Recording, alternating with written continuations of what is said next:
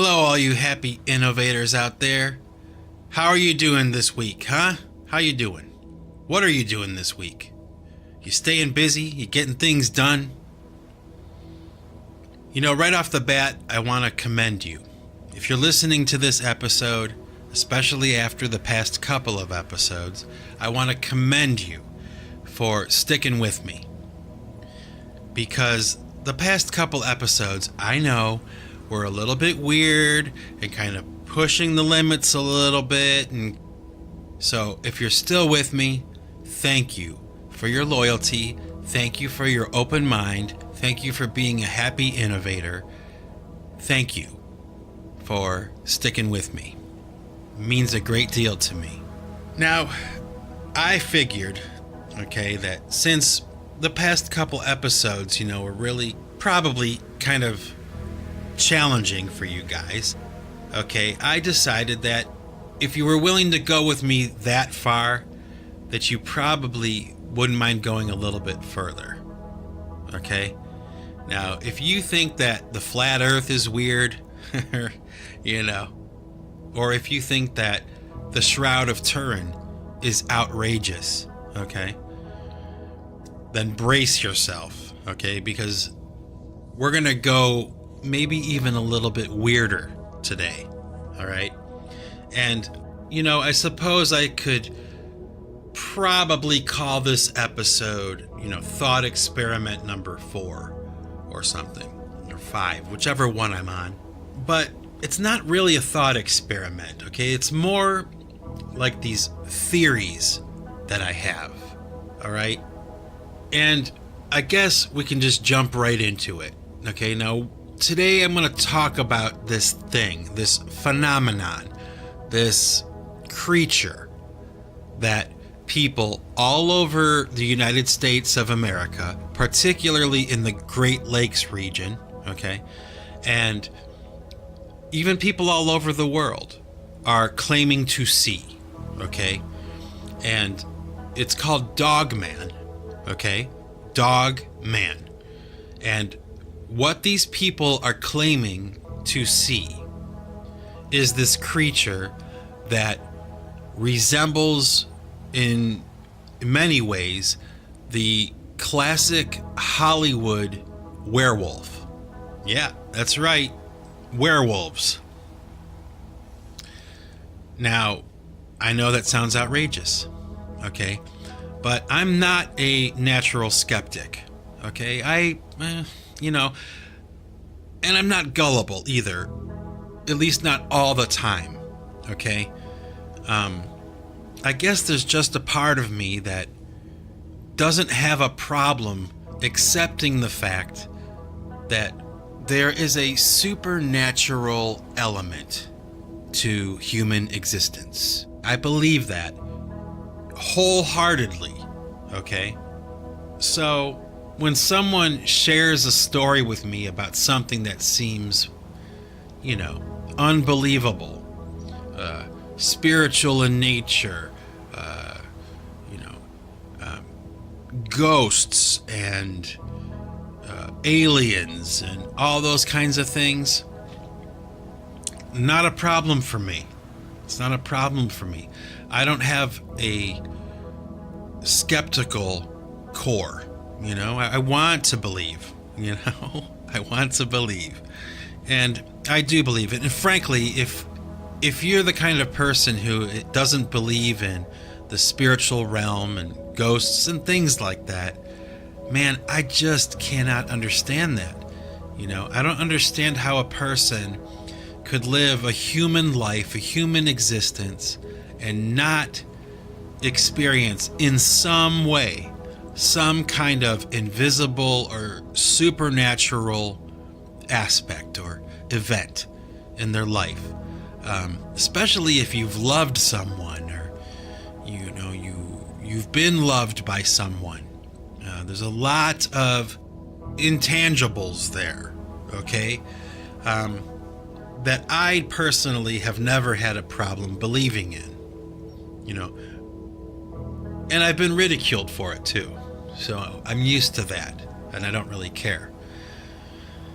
So with this creature that people are claiming to see, Dogman. I stumbled across this phenomenon, this creature, the stories of this creature, a while ago when I was listening to Art Bell and Coast to Coast. I mean, just loved that show, And then Art Bell, retired or whatever.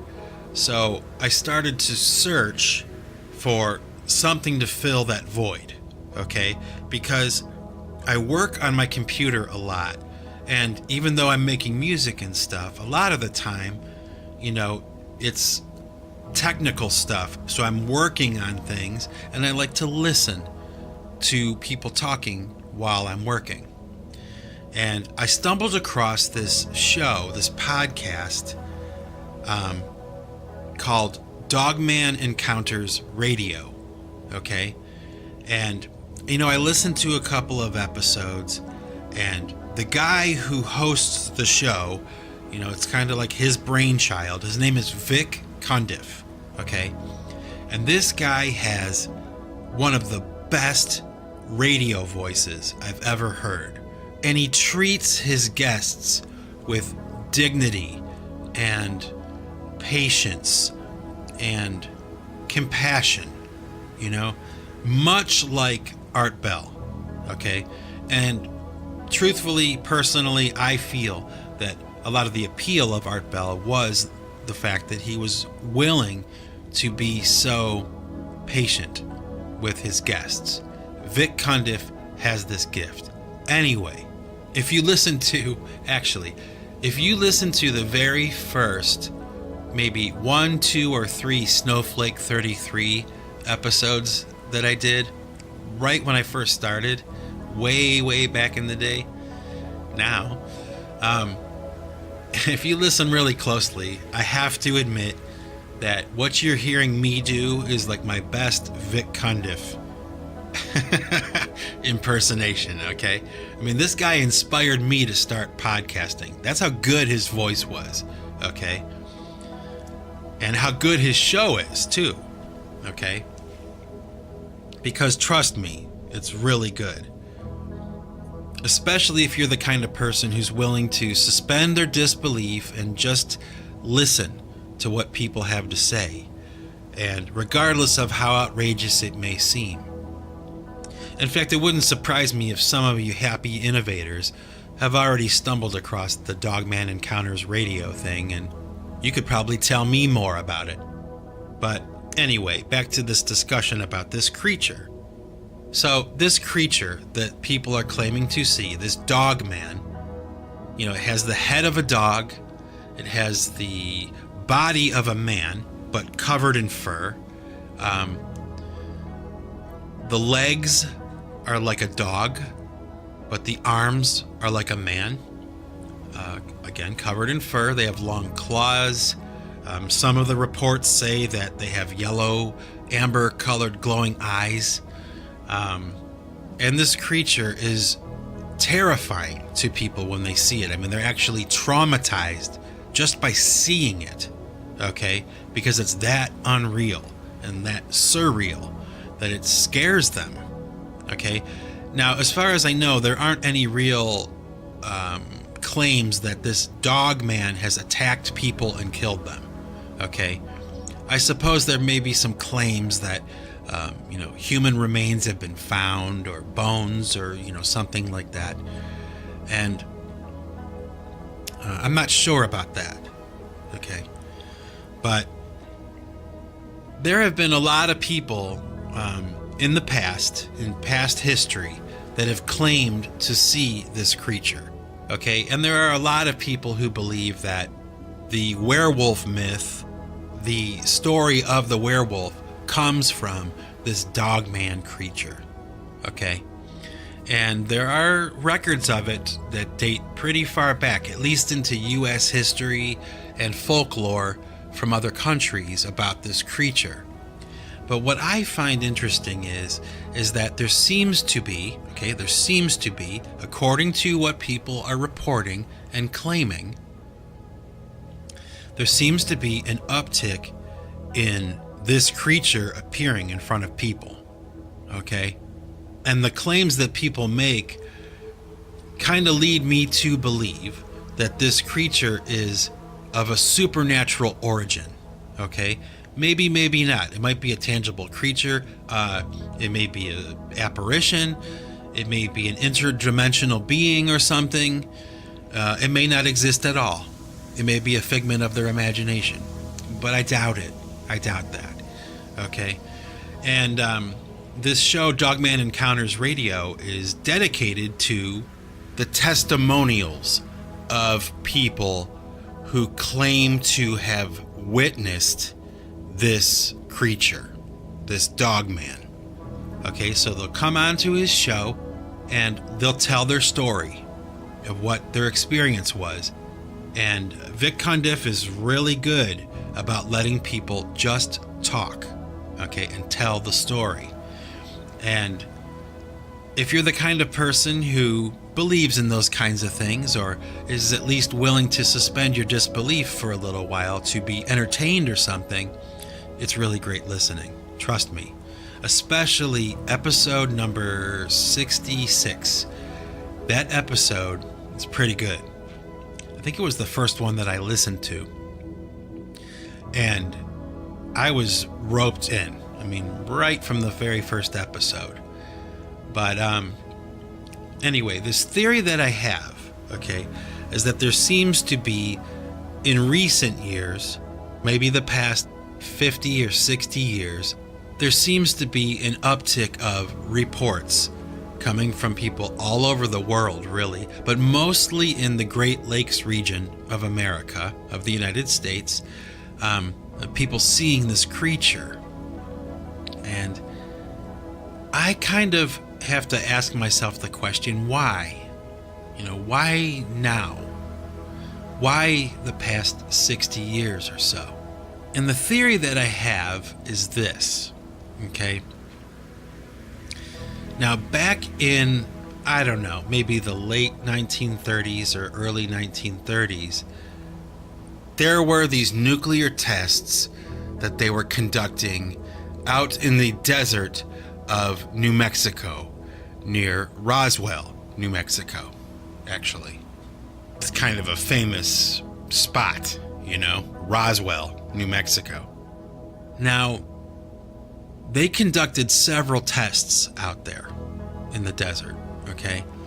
And from what I've learned, just by looking into this just a little bit, is that there is a claim that some of the information that was used in those tests for the first nuclear bomb and the development of the nuclear bomb was based on the writings and the stories from Aleister Crowley. Okay? Now, if you don't know who Aleister Crowley is, I would suggest that you Google the name and you look him up, because I don't want to get into all that right now. Okay? But what I do want to talk about is this claim from Aleister Crowley that he had been in contact with a demon. Okay? And this demon had kind of given him the formula or the recipe or the explanation of how to open up an interdimensional portal for beings to pass through. Okay? Now, it's been widely reported, okay, especially amongst conspiracy theorists, that the Trinity tests, the first nuclear tests, were based on this recipe or this formula from Aleister Crowley. And it kind of seems a little bit far-fetched or whatever, but, I guess to me it doesn't. And what I found really strange was in the last season of Twin Peaks, okay, a brilliant show. I mean, absolutely brilliant. I mean, who wouldn't argue that David Lynch is a genius, okay? But in this season, there was a particular episode. It was called Got a Light? Question, got a light. As in a lighter. Got a light. And in this episode, David Lynch illustrates on film exactly what I'm talking about. Okay? He shows the desert, he shows the bomb detonate, and as the camera pans in to the point of detonation, okay, the camera kind of flies through the cloud, okay, through the mushroom cloud, and he shows these portals opening up and these spirits coming through, coming into our world, okay? Now, yeah, that might sound like science fiction to a lot of people. It might sound outrageous and totally unbelievable, but I'm the kind of person who believes that kind of stuff can happen, okay? And it is kind of odd how many nuclear tests they did out there, okay? I mean, one wasn't enough. They did thousands of tests out there, okay? And maybe, just maybe, each time they detonated one of those bombs, they opened up a doorway, all right? Now, I have a theory that is connected to this phenomenon of something like Dogman, okay? That I feel that we kind of live in a time where there just seems to be more reports of those kind of things happening, okay? And it just doesn't sound that far-fetched to me, okay? I mean, who knows what they were doing with the nuclear bomb testing? Who knows? I mean, I could never know. All I can do is hatch theories about what that might be all about, but I really don't know. On the other hand, it's still very intriguing and fascinating to me, and it's fun to think about, okay? But I tie that into this whole, supernatural uptick on the planet, and maybe it's something like this, like, maybe, okay? Like, the closer we get to the end, the end of the world, the more supernatural activity there will be, okay? Yeah, I know, it sounds kooky. Yeah, I know. But I don't care. I really do feel that kind of thing is possible. Now, another theory that I have about this Dogman creature and the claims that people are making is that I found it really odd, okay, that a few years ago, maybe even like 10 years ago, there was this statue of this Egyptian god called Anubis touring the United States. Okay, now I'm not exactly sure what the deal was. Like if there was this, little posse of people that would move this statue or whatever. I don't know. I just heard it reported. Someone made a point of expressing the idea that there was this statue, touring the country. In fact, I think it was actually touring the world, now that I'm thinking about it. I could be wrong, but I remember hearing specifically that it was touring the United States. And it was this Egyptian god that is a half dog, half man.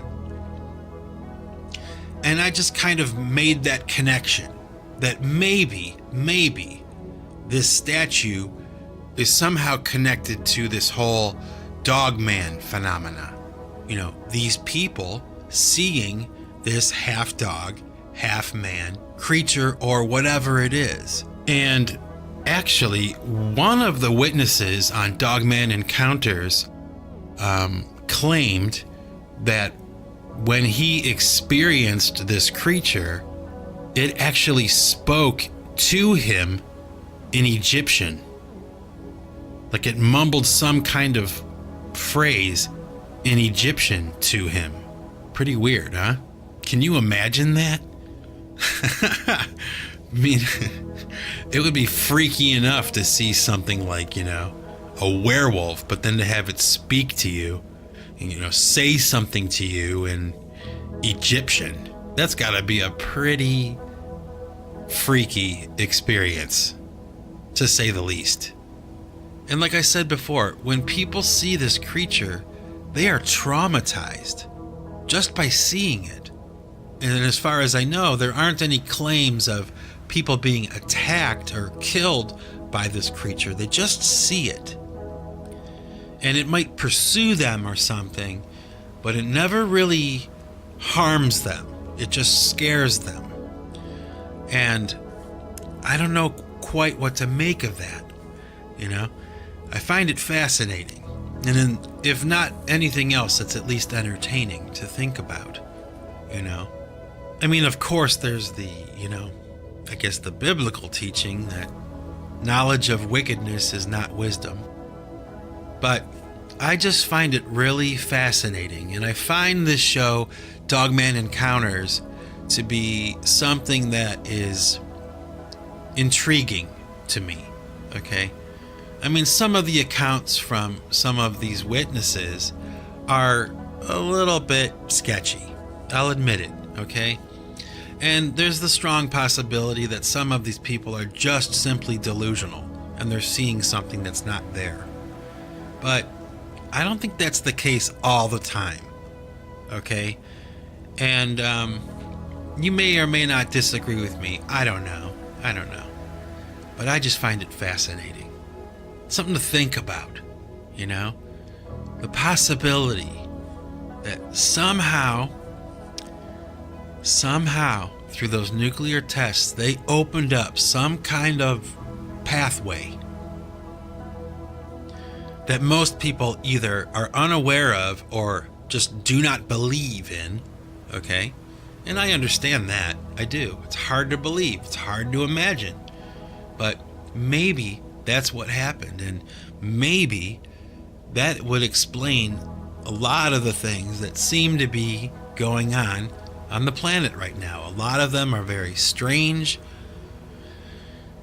unexplainable things, phenomenon, supernatural activity. I mean, it seems like it's coming to a crescendo sometimes, to me. And maybe it's got something to do with us getting closer and closer and closer every day to, the end of times. Maybe, I don't know for sure though, because truthfully, it seems like every generation thinks that they live in the end times. Like, since time immemorial, there's always been some manic street preacher holding up a sign, screaming the end is near, which is, not entirely false, because if you really think about it, the end of the world, like for me, okay, I'm 46, right? So the end of the world is, probably 50 years away for me, if I'm lucky, okay? And I probably won't even make it that far, right? So, yeah, I guess the end is near, isn't it? I'm going to die, probably in the next 50 years. So the end is near, But every generation thinks that, they live in the end times. And so I kind of, I don't know. But it does seem sometimes that things are so strange now and so wild, and there's just all this activity, all this stuff going on all over the world, and people reporting things and making claims of seeing things and hearing things, and it's all so mysterious. And sometimes I wonder, if we are getting close to the end. Actually, it reminds me of another topic that I'll pick up in some other episode of these false prophets. Every generation has them, there just seems to be a lot more of that kind of stuff now. But anyway, I'm going to leave it there for now. And again, thanks for sticking with me. Thanks for being loyal. No matter how kooky I get or how strange my discussions get, thank you for staying loyal and staying with me. And with that, this is Mike Bostwick from Pipe Choir Records signing off. And remember, folks, if you want to keep what you've got to give it away. Take it easy.